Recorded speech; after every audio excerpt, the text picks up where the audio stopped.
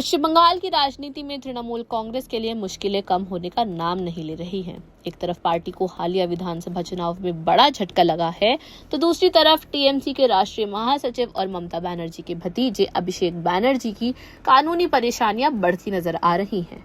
Madhya Pradesh high court ने अभिषेक बनर्जी के खिलाफ जारी गिरफ्तारी वारंट पर लगी अंतरिम रोक को हटा दिया है। यानी जिस कानूनी राहत के सहारे वो अब तक गिरफ्तारी से बचे हुए थे, वो खत्म हो गई है।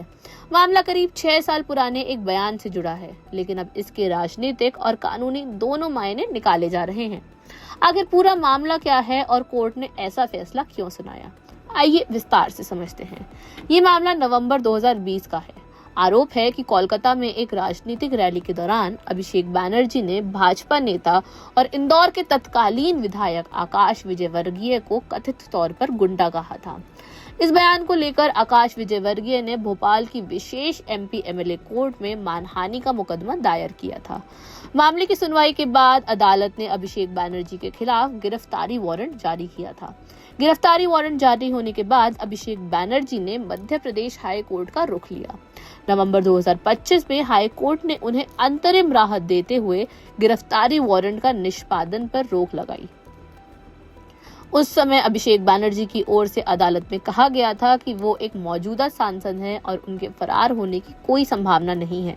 इसी आधार पर उन्हें अस्थायी राहत मिल गई थी, लेकिन ये राहत स्थायी नहीं थी और मामले की सुनवाई लगातार जारी थी। इस बीच सुनवाई के दौरान अदालत कई बार याचिकाकर्ता की ओर से गैर हाजिरी को लेकर नाराजगी जता चुकी थी। बताया जा रहा है कि 8 मई 2026 की सुनवाई में भी अभिषेक बनर्जी की ओर से कोई प्रभावी पैरवी नहीं हुई थी। तब अदालत ने साफ चेतावनी दी थी कि अगली तारीख पर यदि बहस नहीं हुई तो अंतरिम राहत जारी नहीं रखी जाएगी।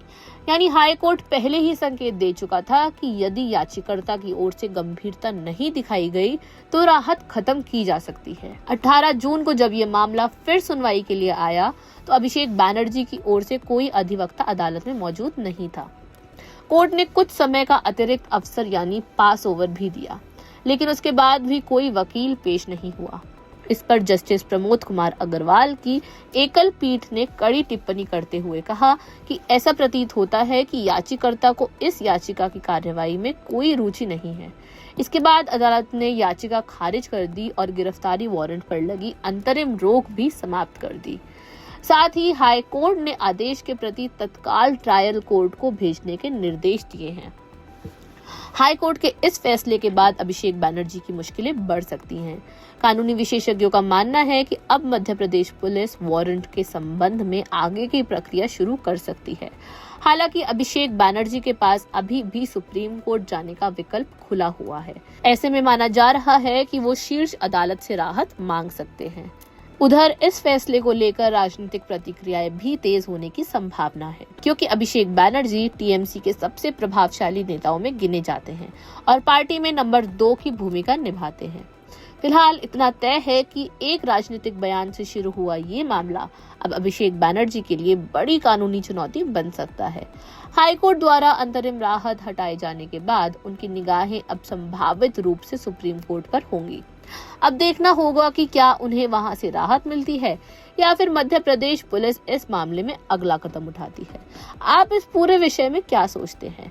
हमें अपनी राय कमेंट सेक्शन में जरूर बताइए और देखते रहिए वन इंडिया हिंदी।